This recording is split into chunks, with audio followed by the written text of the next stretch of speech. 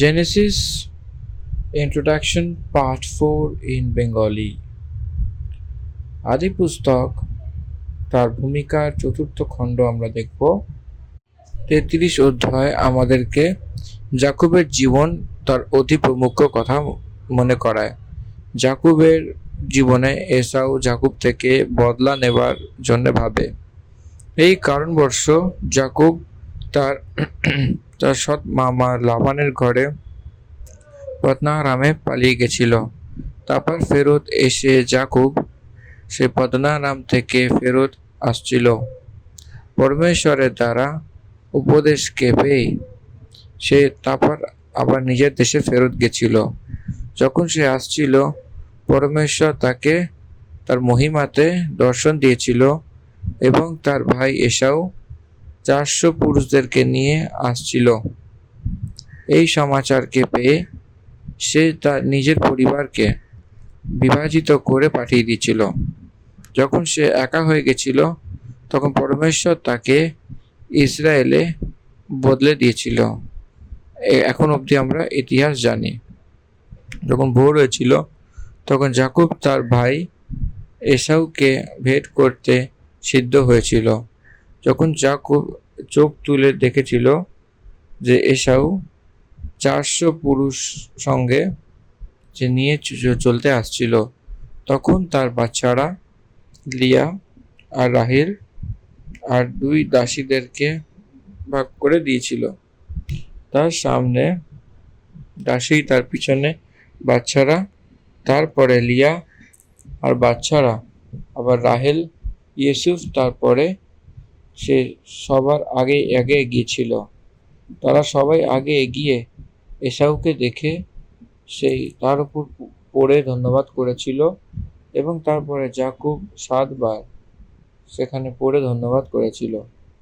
এসাউ সেই চোখ তুলে সেই স্ত্রী এবং বাচ্চাদেরকে দেখে জিজ্ঞাসা করল যে তোমার সঙ্গে রয়েছে সে কে?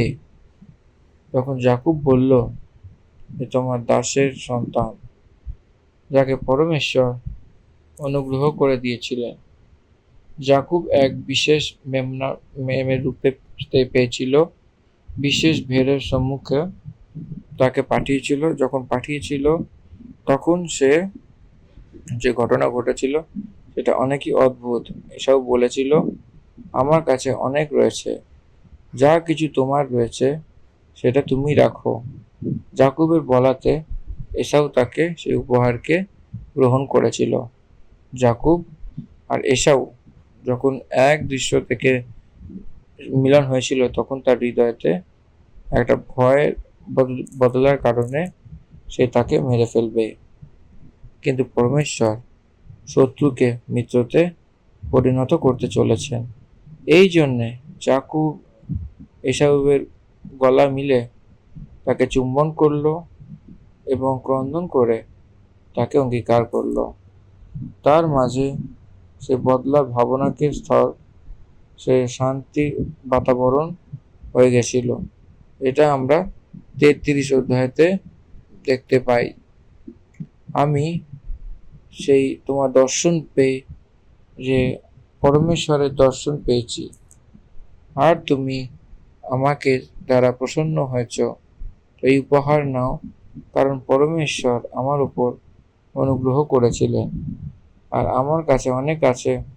তারপর এসব বলেছেন যে আসো আমরা চলি, আসছে তার আগে আগে চলবো, এসব আগে চলবে, এরকম যাকুব সুঝাব দিয়েছিল।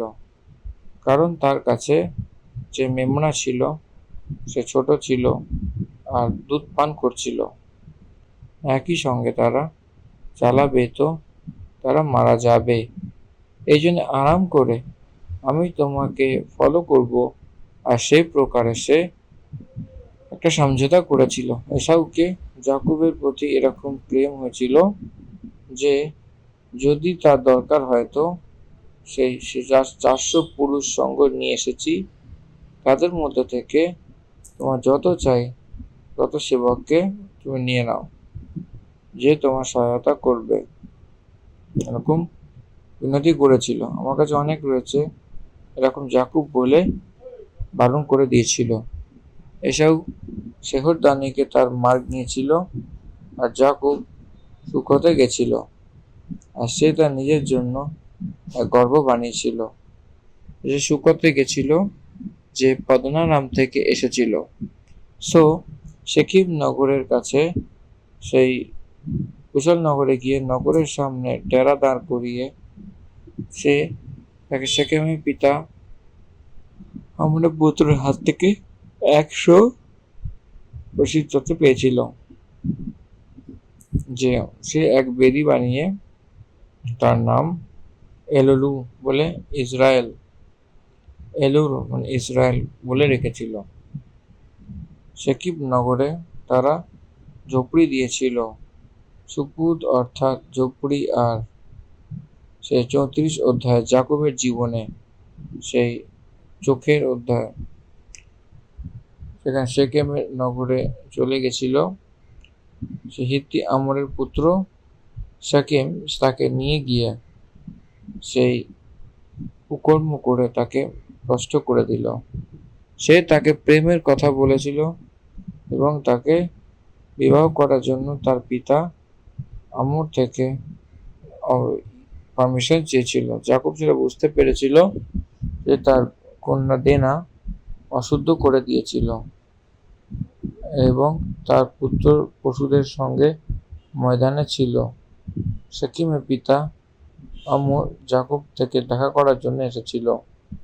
তার কন্যা ছিল না, এই কারণ আমি সে বিষয়তে কিছু বলতে পারি না। এটা আসার পরে এসে কথা বলবো। আপনি যে বিনতি করেছেন আমি সেটাকে বলবো। তারপরে সে এটাই ছিল যে যাকুবের সন্তান শাকিমকে দেহাক করে সেখানে থাকবার বিনতি করেছিল। আমর বলেছিল যে যত মূল দরকার আমাদেরকে দেয়া হোক, তোমাদের মেয়ে আমার চাই। সে কিরকম আসার পশ্চাৎ পিতা থেকে সে কথা জানতে পেরেছিল যে বোনকে অশুদ্ধ করা হয়েছিল। এই কথাটি জেনে আমরকে সে চলের সঙ্গে সে উত্তর দিয়েছিল যে আমি এরকম করতে পারবো না, যে কোনো পতন রহিতকে তার বন্দি, কারণ এর দ্বারা আমাদের নাম ধরাই হবে। যদি তোমাদের মধ্যে থেকে আর একের ঘটনা করা হয় তখন সে তার বেটিরা সেখানে ধা দেবে, আর তোমার কন্যারা পাবে, আর তোমার সঙ্গেও থাকবে। সে জবান যাকুবের মেয়েকে অনেক চায়, এই কারণ আমর নগরে সেই নিবাসীদের বোঝালো আর হারে ঘটনা করিয়েছিল এবং ঘটনা করেছিল। তো লেবি আর শিমন তার নিজের তলোয়ার নিয়ে সেই নগরে সেই নিরপূর্বক সব পুরুষদেরকে ঘাত করেছিল। এই সন্দর্ভে যাকুব অনেক ভয় পেয়ে গেছিল, আর সে তার পুত্রকে বলেছিল যে তোমার এই কার্যের কারণে সে অনেক জনসংখ্যা আমাদেরকে মেরে দেবে। এরপরে যাকুবের পুত্র বলেছিল কি সে আমাদের বোনের সঙ্গে সে বেশ্যার সমান বিহেভিয়ার করবে, আর সে নগরে লুটপাট করে যত ধন সম্পত্তি নিয়ে আসে। আর 35 অধ্যায়তে পরমেশ্বর যাকুবকে বলেছিল যেখান থেকে বেথেলে যাও আর সেখানেই থাকো, তোমার ভাই এসাউকে সেই যে তোমাকে বাঁচিয়েছে সেই ঈশ্বরের জন্য বেদি বানাও। যে তোমাকে সেই সময় দর্শন দিয়েছিল তখন যাকুব তার নিজের ঘরানাকে বলেছিল তোমার মাঝে যত পরায় দেবতা ছিল তাদেরকে বার করে দাও, বেতেল যাব, যেখানে সংকটের দিন আমার শোনা হোক, আর যে মার্গ দ্বারা আমি চলি তার জন্য একটা বেদি বানাবো।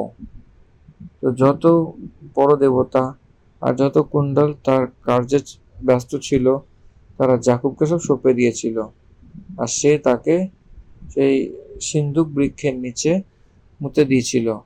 যখন সে যাত্রায় ছিল তখন তার চারিদিকে সেই নগর নিবাসীদের মনে পরমেশ্বরের দিক থেকে এরকম একটা সমাগম হয়েছিল এসে জাকুবের পুত্রের তাকে ফলো করেনি। যদি আমরা এখানে ধ্যান দিত, জাকুবের পুরো যাত্রাতে পরমেশ্বর তার সঙ্গে ছিল। 28 অধ্যায়তে তার পদ্মারামকে চলে যাওয়া, আরানের দিকে চলা, বেথেলে পরমেশ্বরের দর্শন পাওয়া, আর তারপরে তার শ্বশুরের ঘর থেকে রক্ষা করতে করতে তাকে আনা, ফেরত আসার সময় লাবানের উপর পরমেশ্বরের ক্রোধ, এই প্রকার পরমেশ্বর জাকুব ও তার ঘরানার উপর আস্তে চলা বিপত্তি তার সঙ্গে থেকে তাকে চালাতে চালাতে তার যোজনা অনুসারে তাকে আগে নিয়ে যাচ্ছিল। এর পশ্চাৎ রিবকার যে দুধ পান করানোর দায়ী ডেবোরা মারা গেছিল, আর বেথেলের নিচে সিন্দুক বৃক্ষের তলে তাকে কবর দেওয়া হয়েছিল। আর সেই সিন্দুক বৃক্ষের নাম আলোনাবকত রাখা হয়েছিল। পরমেশ্বর যেখানে দর্শন দিয়েছিল সেই স্থানের নাম এল বেতেল রেখেছিল। আর পরমেশ্বর তাকে আশীর্বাদ দিয়েছিল, এখন তো জাকুব ইসরায়েল বলা হবে। তার পরমেশ্বর তাকে বলেছিল, আমি সর্বশক্তিমান ঈশ্বর, তুমি ফুলো ফলো আর বড়, তোমার থেকে জাতি উৎপন্ন হবে, তোমার বংশতে রাজা উৎপন্ন হবে। আজ দেশ আমি ইব্রাহিম আর ইসাককে দিয়েছিলাম, সে দেশ তোমাকে দিই, আর তোমার বংশকেও দেব। এটা বলে তাকে পাঠিয়ে দিয়েছিল। সেই স্থানে জাকুব পাথরের এক লম্বা দাঁড় করিয়েছিল, আর তার উপরে অর্থ দেখে তেল দিয়েছিল। যেখানে পরমেশ্বর কথা বলেছিল সেই স্থানের নাম বেথেল রেখেছিল। বেথেল মাঠ থেকে সে প্রত্যাগ করা হয়েছিল যে রাহিলকে বাচ্চা জন্মানোর পরে দিয়েছিল। সে তার নিজের চোখ বন্ধ করে দিয়েছিল, প্রাণ বার করে সে তার পুত্রের নাম দিমনি আর কি বেঞ্জামিন রেখেছিল, যার অর্থ ডান হাতের পুত্র। বেথলেহেম এফ্রাতার মার্গে রাহিলের মৃত্যু হয়েছিল, সেখানে তাকে মাটি দেওয়া হয়েছিল।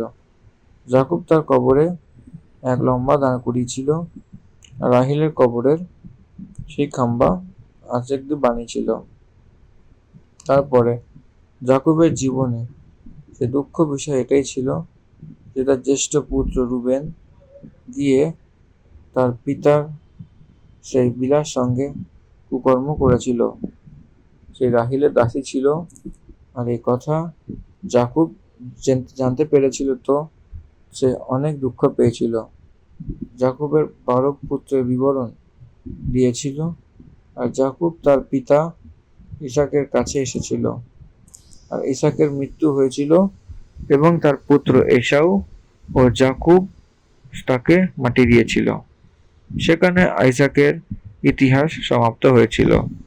আদিপুস্তক 35-এ ইসাক মারা গেছিল, তো জাকুব আর এসাউ তাকে মাটি দিয়েছিল, এবং 36 অধ্যায়তে এসাউ যে এদোম বলা হয় তার বংশাবলী এসেছিল, এবং এসাউয়ের বংশে সেই রাজা উৎপন্ন হয়েছিল, এবং তার বিষয়েতে বিশেষ বিস্তারিত 36 অধ্যায়তে দেওয়া হয়েছিল।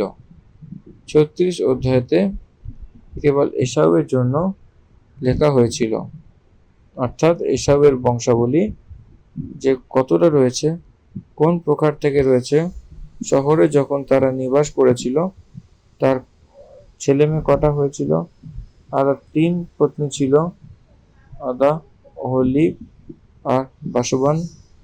3 পত্নীদের দ্বারা হওয়া সন্তান যে কোন প্রকারে নাইমের রূপে বেড়ে, সে সব 36 অধ্যায়তে লেখা হয়েছিল। এখন 37 অধ্যায়তে জাকুব কানান দেশে থাকত, জাকুবের বংশের বৃত্তান্ত আর ইউসুফের বিষয়তে বিশেষ বিস্তারিত 37 অধ্যায়তে লেখা হয়েছিল। 37 অধ্যায়ের পরে 39 অধ্যায়তে তারপর থেকে ইউসুফের বিষয়তে বর্ণনা করা হয়েছিল। যাকুবের পুত্র জিহুদার বিষয়তে যে লেখা বিষয় ছিল 37 অধ্যায়তে, যখন ইউসুফ 17 বছরের ছিল তখন তার ভাইদের খারাপের সমাচার পেয়ে পিতা যাকুবের কাছে যাচ্ছিল। তার ভাই তার প্রতি ক্রুদ্ধ ছিল। ইউসুফকে যাকুব অনেক প্রেম করেছিল, আর সে তার জন্যে সে রঙ্গ রঙ্গ অঙ্গরক্ষা বানিয়েছিল। সব পুত্রদের থেকে বেড়ে তাকে প্রেম করেছিল, কারণ রাহিলের জ্যেষ্ঠ পুত্র ছিল। রাহিল থেকে যাকুব অনেক ভালোবাসা দিয়েছিল, কিন্তু রাহিলের সেই এপ্রতার একটু দূরেই মৃত্যু হয়েছিল। এই জন্য তার নিশানির জন্য ইউসুফ যে সুন্দর ছিল, প্রেম করে তার জন্য সে রঙ্গ রঙ্গ অঙ্গরক্ষা বানিয়েছিল। ইউসুফ স্বপ্ন দেখে পিতাকে আর ভাইকে বলেছিল। সেই স্বপ্নের কারণ ইউসুফের ভাই তার উপর দ্বেষ করতে লেগেছিল। তো সেই স্বপ্নে কি দেখেছিল, যে আমার ফুলো ফল উঠে সোজা দাঁড়িয়েছিল, তখন তোমার ফুলো আমার ফুলোকে চার দিক দিয়ে ঘিরে নিয়েছিল আর তাকে ধন্যবাদ করেছিল। অন্য স্বপ্ন বলেছিল যে সূর্য ও চন্দ্রমা 11 তারা আমাকে ধন্যবাদ করছিল। এই দুটো স্বপ্নতে পরমেশ্বরের ইচ্ছা বলা হয়েছিল। ইউসুফ চুজ করতে চলেছিল, আর এরা সবাই তার দাস হবার এটা একটা হতে চলা একটা ভবিষ্যতে ইউসুফের নির্ভর হতে চলেছিল। যখন সে বলেছিল, তখন সে কিছু পরিস্থিতি ছিল যার উপর কেউ কোনো ধ্যান দেয়নি, আর 10 ভাইও তাকে দ্বেষ করতে লাগলো। যখন যাকুবকে এই দর্শনের বিষয়তে জানতে পেরেছিল, তখন সে বলেছিল, এটা কি স্বপ্ন, কি সত্যি সত্যি আমি তোমার মাতা আর তোমার ভাই তোমার আগের উপরে ধন্যবাদ করব? ভাইয়েরা দ্বেষ করেছিল, কিন্তু পিতা সেই কথাকে মনে রেখেছিল। আমাদের জীবনেও যে পরমেশ্বর আমাদেরকে বলে, সেটাকে স্থিরতা দ্বারা মনে রাখতে হবে। যাকুবের সঙ্গে কথা বলা পরমেশ্বর আমাদের সঙ্গে কথা বলবে। তার ভাই শেকেমও ভেড় চড়াতে গেছিল। ইসরায়েলি ইউসুফকে দেখে শেকেমে ভেড় চড়াচ্ছে, তার নিজের ভাইয়ের কাছে গিয়ে তার হাল দেখে এসে হেব্রনের তারাইতে বিধা করেছিল, আর সে শেকেমে গেছিল। যখন সে জানতে পেরেছিল যে তার ভাই সেই দেবদানে গেছিল, তো ইউসুফ দোতানে গেছিল। যখন সে আসছিল, তখন সে দেশে ছিল, সে চিন্তা ভাবনাই করছিল যে বস্ত্র দেখতে পাওয়া, সে স্বপ্ন দেখা আসছে, তাকে মেরে গাড্ডায় ফেলে এবং তাকে খেয়ে নিয়েছিল, এরকম করে দেব। তো এর স্বপ্নর কি হবে, এরকম আমরাও আগে সে বাতচিত করছিল। তখন রুবেন এসেছিল আর বলেছিল যে গাড্ডাতে ফেলো, কিন্তু প্রাণটা নিও না।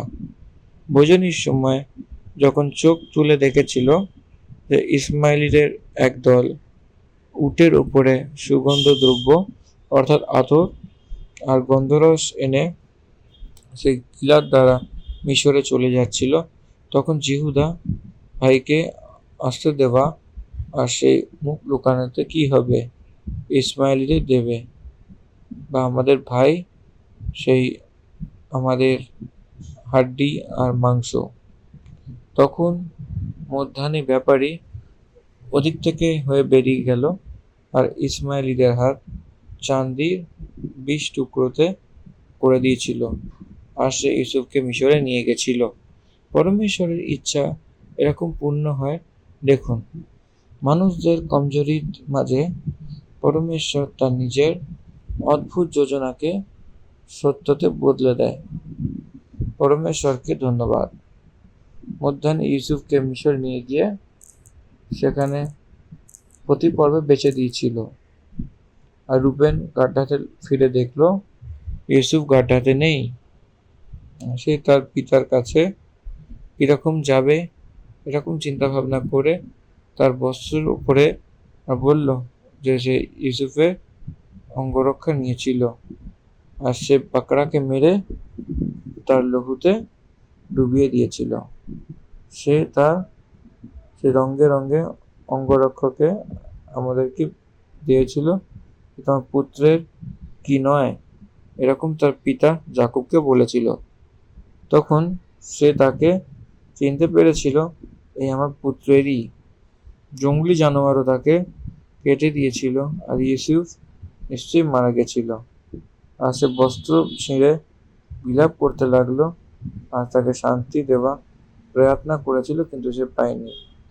বিলাপ করতে করতে সে তার পুত্রের কাছে আদালকে নেমে যাব এটা ভেবে কান্নাকাটি করছিল। মিদ্যানে মিশ্রতে গিয়ে সেই ফিরৌনের সে হাকিম আর জাল্লাদের প্রধানকে পাঠিয়ে দিল। আর 39 অধ্যায়তে প্রতিফলের ঘরে সে ঘটনাকে দেখব। আর দুটোর মাঝে জিহুদার চরিত্র লেখা হয়েছে। যদি এই অধ্যায় না লিখত তো যীশু খ্রিস্টের দ্বারা আসা বংশাবলী ছেড়ে যেত। এই জন্যে 38 অধ্যায়তে এই 2 অধ্যায়ের মাঝে চরিত্রকে লেখা হয়েছে। 48 অধ্যায় জিহুদা তার ভাইদের বিবরণ দেওয়া হয়েছিল। যদি আমরা 48 অধ্যায়তে মনন করি তো সেখানে জিহুদা তার ভাইদের কাছে চলে গেছিল এবং ইরা নাম এক আদুল্লামাবাসী পুরুষের কাছে ডেরা দিয়েছিল। সে জিহুদা সেই সুয়া নাম এক কানান পুরুষের কন্যাকে দিয়েছিল এবং তাকে বিবাহ করে তার কাছে গেল, এবং সে গর্ভবতী হয়ে পুত্র উৎপন্নের আগের নাম এর রেখেছিল, তারপরের নাম কানাম, আর তৃতীয় নাম শালা রেখেছিল। এরা 3 জন যখন জন্মেছিল তখন জিহুদা তার জিম্মেদারি ছিল। আর সে তামার নামক স্ত্রীকে এর বিবাহ করেছিল, কিন্তু পরে সদাপ্রভুর দৃষ্টিতে সদাপ্রভু তাকে মেরে ফেলেছিল। তখন জিহুদা তাকে বলল যে তার ভাবির কাছে যাও এবং তার সঙ্গে দেবরের ধর্ম পুরো করো, ভাইয়ের জন্য সন্তান উৎপন্ন করো। সে জানতো যে সন্তান তো তার আসবে না, কারণ সে তো যখন বৌদির কাছে গেল যাতে এরকম না হয় যে তার ভাইয়ের নাম দ্বারা বংশ চলে। এই যে কার্য সে করেছিল তাতে সদাপ্রভু অপ্রসন্ন হয়েছিল, আর সে তাকেও মেরে ফেলেছিল। দুজনের মতো সেলাবিও সয়ানা না হয় যতক্ষণ তামার বিধবার রূপে তার নিজের ঘরে গেল। আর যখন সেলা বড় হয়ে যাবে আমি তোমাকেই বিবাহ করাবো এরকম বলে পাঠিয়ে দিয়েছিল। সেলা সয়ানা তো হয়ে গেছিল, কিন্তু ভয় পাচ্ছিল যে দুজনের মতো সেও মারা যাবে। অনেক সময়ের বেতনিতে জিহুদার পত্নী শিওয়ারের কন্যা ছিল, সে মারা গেছিল। তারপর জিহুদা যে তার দ্বারা ছুটে তার মিত্রী হীরা আদুল্লামাবাসী সমেত তার নিজের ভেড় বাকরিদের রক্ত সেই তার কাছে এতিমানাতে গেছিল। আর তামারকে এই সমাচার পেয়েছিল যে তোমার শ্বশুর তার ভেড় বাকরিদের সে খুন কতর্ণ করার জন্য ইমানাত যাচ্ছে। সেলা সায়ানাত হয়ে গেছিল, কিন্তু তাকে বিবাহ না হওয়ার কারণ জিহুদার মনে যে ভয় ছিল সেটা চিনে সে তার নিজের বিধবাপনের একটা পহেরাবা নামিয়েছিল, আর সে ঘুমটা দিয়ে নগরের ফাটকের কাছে বেশ্যার রূপে গিয়েছিল। সে জিহুদা জানতো না যে সে তার বৌমা। আর সে বলতে লাগলো যে আমাকে আমার কাছে আসতে দাও। আর সে বলতে লাগলো যদি আমি তোমাকে আমার কাছে আসতে দিই তো তুমি আমাকে কি দেবে? সে বলল, আমি আমার বকরিদের মধ্যে থেকে এক বাচ্চা তোমার কাছে পাঠিয়ে দেবো। তখন সে বলল, সে পাঠানো অবধি আমার কাছে কিছু রাখা যাবে।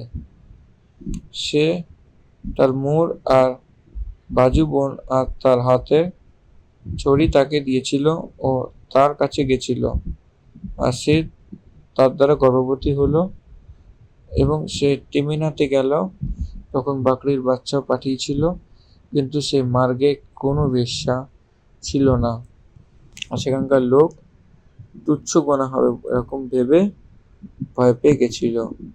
3 মাস পরে জিহুদাকে এই সমাচার দেওয়া হয়েছিল যে তামার গর্ভবতী হয়েছিল।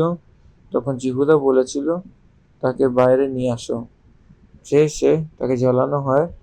যখন সে বাইরে নিয়ে আসছিল তখন সে বলেছিল, যে পুরুষের এই বস্তু রয়েছে তার দ্বারা আমি গর্ভবতী হয়েছি, যে এটাই চেনো যে ঠিকই যে মোয়াব বাজু বোন আর ছড়ি কার।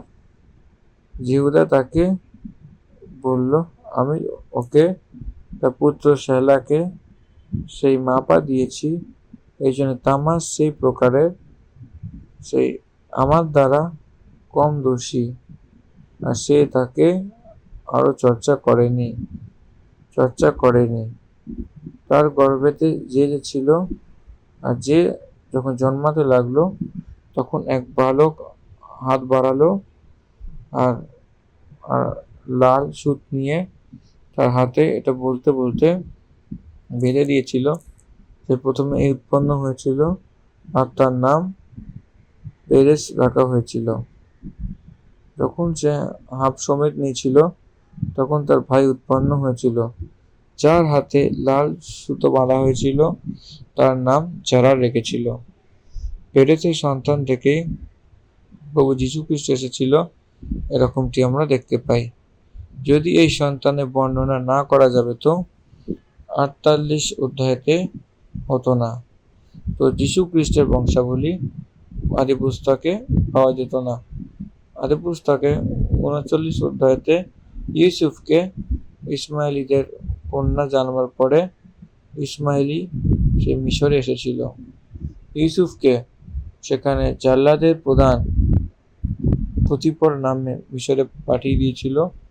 আর এখানে আমরা মনন করতে হবে যে পরমেশ্বরের ইচ্ছার অনুসারে চলবার সে পরমেশ্বর স্বয়ং রক্ষা করেন। পরমেশ্বর ইউসুফের সঙ্গে রয়েছেন, আর পরমেশ্বর ইউসুফকে আশীর্বাদ দিচ্ছেন, আর ইউসুফের দ্বারা সে পতিফরের ঘরে পরমেশ্বর আশীর্বাদ দিচ্ছেন। ইউসুফের কারণ পতিফর অনুগ্রহ হয়েছিল। পতিফরে তার ঘর আর তার ঘরের সব জিনিসপত্রকে সে সঁপে দিয়েছিল। মিশরে পতিফরে ঘরানো আশীর্বাদ হয়েছিল। ইউসুফ রূপবান আর সুন্দরতা এসব পতিফরের পত্নীর চোখে ইউসুফের দিকে লেগেছিল, আর সে তাকে মজবুর করেছিল যে তার সঙ্গে সে শারীরিক সম্পর্ক করে, এবং সে তাকে ঠুকরিয়ে দিয়েছিল এবং যে অসম্ভব ছিল যে আমার স্বামী আমাকে না সঁপে হোক, কারণ সে এরকম ভাবে দুষ্টতা করে পরমেশ্বরের অপরাধী করতে পারি, এটা বলে সে স্বীকার করেছিল। এইটা বলে সে অস্বীকার করেছিল। একদিন যখন সব পরিবারে কেউ ছিল না, ইউসুফ তার কাজ করতে সেখানে গেছিল, তখন সে তার বস্ত্র ধরে বলেছিল যে আমার সঙ্গে শারীরিক সম্পর্ক করো, আর তার বস্ত্র তার হাতে ছেড়ে গেছিল আর বাইরে বেরিয়ে গেছিল। তখন তার বস্ত্র তার হাতে ছাড়াতে সেই স্ত্রী ঘরের সেবকদেরকে ডেকে বলেছিল যে সে ইব্রু মানুষ যে আমার তিরস্কার করবার জন্য এসেছে, সে তো আমার সঙ্গে শোবার উদ্দেশ্যে ভেতরে এসেছিল, আর আমি উচ্চস্বরে চেঁচিয়ে উঠেছি, আর আমার শুনে সে তার বস্ত্র আমার কাছে ছেড়ে পালিয়ে গেছিল। তখন তার বস্ত্র তার স্বামীর ঘরে আসা অবধি তার কাছে রাখা হয়েছিল। আর সে ইক্রুদাস আমাকে এরকমভাবে হাসি ঠাট্টা করতে এসেছিল, আর যখন আমি উচ্চ স্বরে চেঁচিয়েছিলাম তখন সে তার বস্ত্র আমার কাছে ছেড়ে গেছিল। তার পত্নীর কথা শুনে সে, তোমার দাস আমার সঙ্গে এরকম কথা বলেছে, সে ইউসুফের প্রতি অর্থাৎ তার স্বামীর ক্রোধ বাড়ল এবং ইউসুফকে ধরে বন্দিগৃহে ঢেলে দিয়েছিল। তো ইউসুফ ধর্মী ছিল, এই জন্য পরমেশ্বর তার উপর তরস খেয়েছিল। বন্দিগৃহের সেই দরগাতে সে সব বন্ধুকে ইউসুফের হাতে সঁপে দিয়েছিল। পরমেশ্বর তার সঙ্গে রয়েছে যে সেটা করতে পারে না। পরমেশ্বর তাকেরই কাজ করিয়েছিল, এই যে বন্দিগৃহে তার জন্য ঘরে বদলে গেছিল। 40 অধ্যায়তে ইউসুফকে পাওয়া সে অবসর এই কোন প্রকারে এসেছিল। ইউসুফ এই অবসরের ঠিক সৎ সুযোগে সৎ ব্যবহার করার চেষ্টা করেছিল। যদি তার বিষয়তে দেখি তো মিশরের রাজার বিরুদ্ধে অপরাধ করছিল, সেই তার প্রধান আর সবার প্রধানকে বলে বন্দিগৃহে দিয়েছিল। তখন জাল্লাদের প্রধান তাদেরকে ইউসুফের হাতে সঁপে দিয়েছিল, আর সে তার সেবা করতে লাগলো। সেই রাতে সেই যে পান করানো এবং রাঁধুনি তার ওনহারের বিষয়ে স্বপ্ন দেখছিল। সেই বিষয়ে যখন ইউসুফ তার কাছে গেছিল তো সে অনেক উদাস ছিল, দুঃখিত ছিল এবং জিজ্ঞাসা করেছিল, আজকে তোমার মন এত অখুশি কেন? সে তার স্বপ্নের বিষয়তে তাকে বলেছিল, যার অর্থ ইউসুফ তাকে বলেছিল। ইউসুফকে তার স্বপ্ন বলেছিল যে তার কাছে এক দ্রাক্ষলতা রয়েছে এবং সেই দ্রাক্ষলতাতে 3 ডালি রয়েছে, আর সেখানে সেই কলিও লেগেছিল, আর সে ফুলি আর সেই গুচ্ছিতে দাগ লাগিয়ে পাঠিয়েছিল। আর ফিরনের কটোরা আমার হাতে ছিল, তো আমি সেই দ্রাক্ষকে নিয়ে ফিরনের কাছে নিছোড়া এবং কটোরাকে ফিরনের হাতে দিয়েছিলাম।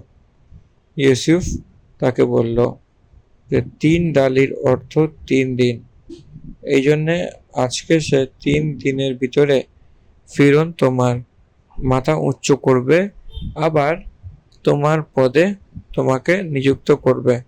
তুমি আগের সমান ফিরন, তার ফিলনে বলা হয়ে থাকে তার কটোরা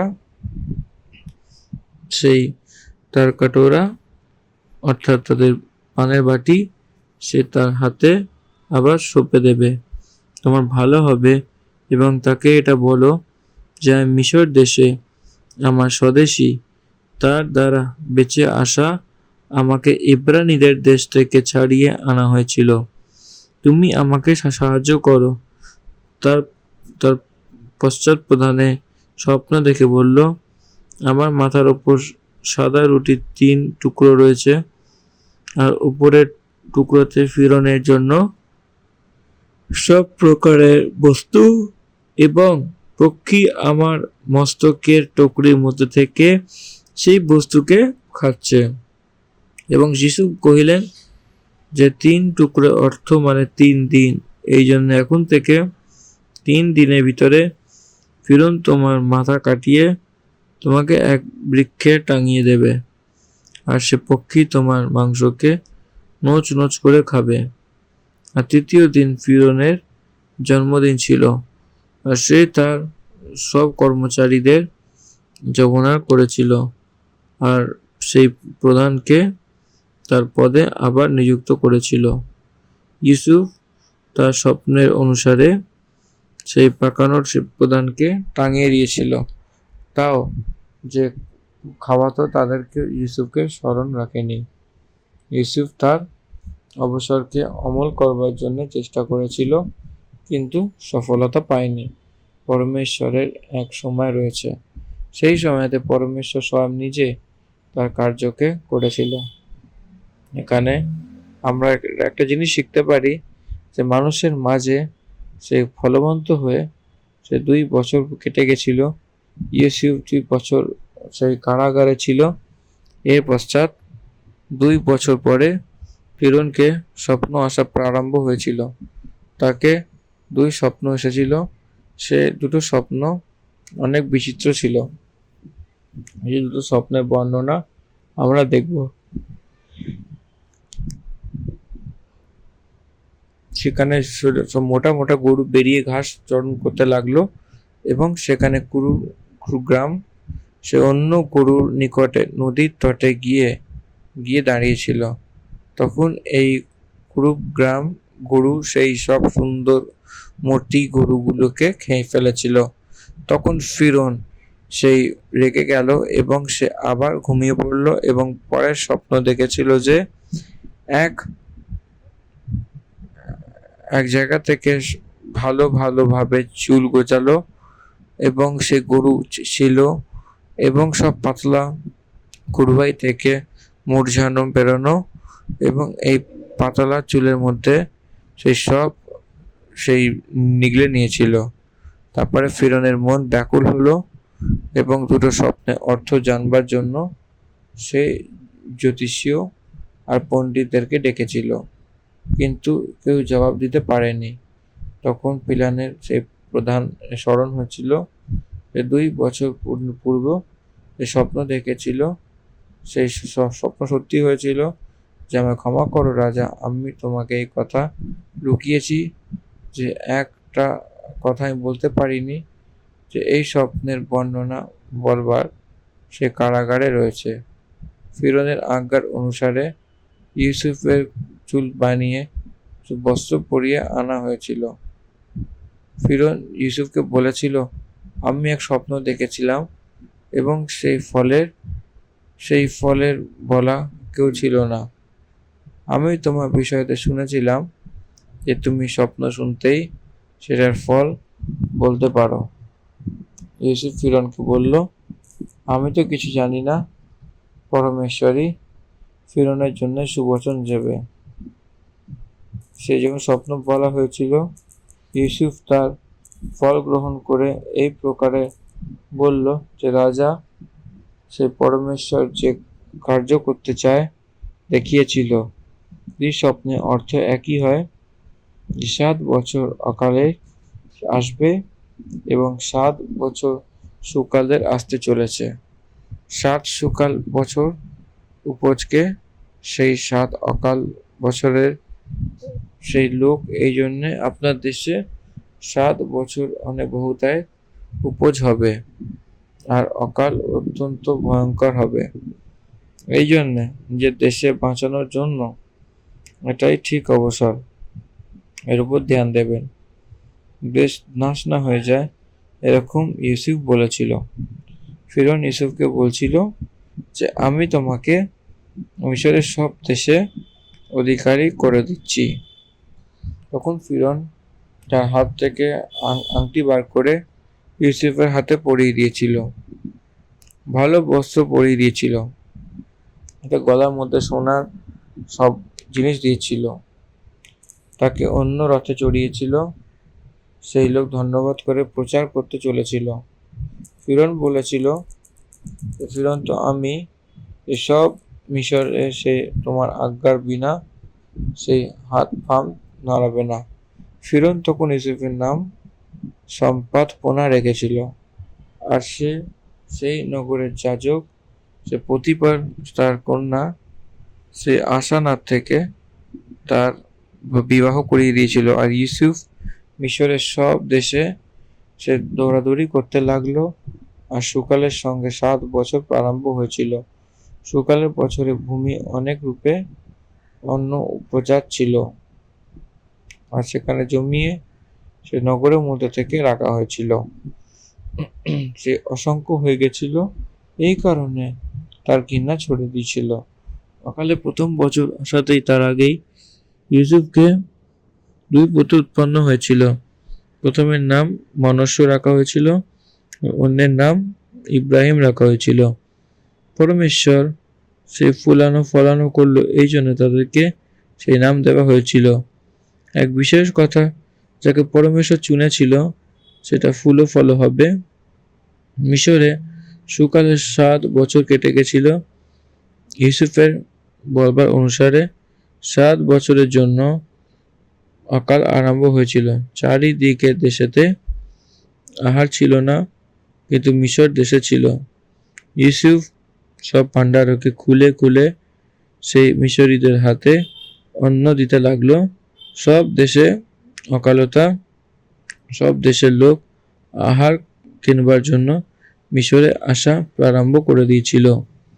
কানান দেশে থাকা সেই যাকুব ও তার 11 জন পুত্র, তার পরিবারের 70 লোক ছিল, সে বেদি অকালে বেড়ে গেছিল। এই জন্য যাকুব জানতে পেরেছিল যে মিশরে অন্ন পাওয়া যাচ্ছে এবং তার পুত্রকে ডেকে সেই 43 অধ্যায়তে কথা বলছে, তুমি এসো, যাও এবং আমাদের জন্য অন্ন মোল নিয়ে আসো। ইউসুফের 10 ভাইদেরকে মিশরে পাঠিয়েছিল এবং বেঞ্জামিনকে তার সঙ্গে রেখেছিল। ইসরায়েলের সেই 10 বেটা এসছিল, আর সেইখানে সে অধিকারী ছিল এবং সেই দেশে যেখানে অন্ন পাঠাতো সেখানে ইউসুফের ভাই এসেছিল, সেখানে মুখের বল বেরিয়ে ধন্যবাদ করেছিল। ইউসুফ তার ভাইদেরকে চিনেছিল এবং ইউসুফকে চিনতে পারেনি, কারণ ইউসুফ তাকে আলাদা হয়ে 20 বছর হয়ে গেছিল। 17 বছরের বয়সেই বেচা 13 বছর পরে অধিকারী হয়েছিল এবং 7 বছর প্রসিদ্ধ ছিল। 13 আর 7কে জুড়ে 20 বছরের ভাগ ছিল, কিন্তু সে চিনতে পারেনি। 37 বছরের এক অধিকারী তার ভাইও ছিল, এই জন্য চিনতে পারেনি। তারা আমি তোমার দাস প্রভু এটা বলে সেই ধন্যবাদ করেছিল। তখন ইউসুফ তাকে ডেকে বলেছিল যে কোথায় তুমি বেদি হয়েছো, এই দেশের দুর্দশা দেখতে এসেছো? তখন সে বলল যে আমরা বেদিয়া নই, আমরা কানান থেকে এসেছি। আমাদের পিতা রয়েছে, 11 ভাই লোক রয়েছে, এক মারা গেছিল আর এক আমাদের পিতার সঙ্গে রয়েছে। দেখুন ইউসুফ, যে তুমি সত্যি বলছো কি বিশ্বাস দেওয়ার জন্য একে এখানে বন্দি বানিয়ে রাখো, অর্থাৎ ভাইকে আমরা অবধি তাকে বন্দি বানিয়ে রাখো, তাকে 3 দিন পর্যন্ত বন্দি গৃহে রাখো, তৃতীয় দিন তাকে বাইরে বার করে যদি তুমি ধর্মী হও তো তোমার ভাইদের মধ্যে থেকে এককে ছেড়ে বেঞ্জামিনকে নিয়ে আসো, যে পিতার কাছে আসে। সেই সন্দর্ভে কবরকে বর্তমান করতে লাগে। আমাদের ভাই তাকে বিনতি করতে তার না মেনে তার ফল রয়েছে।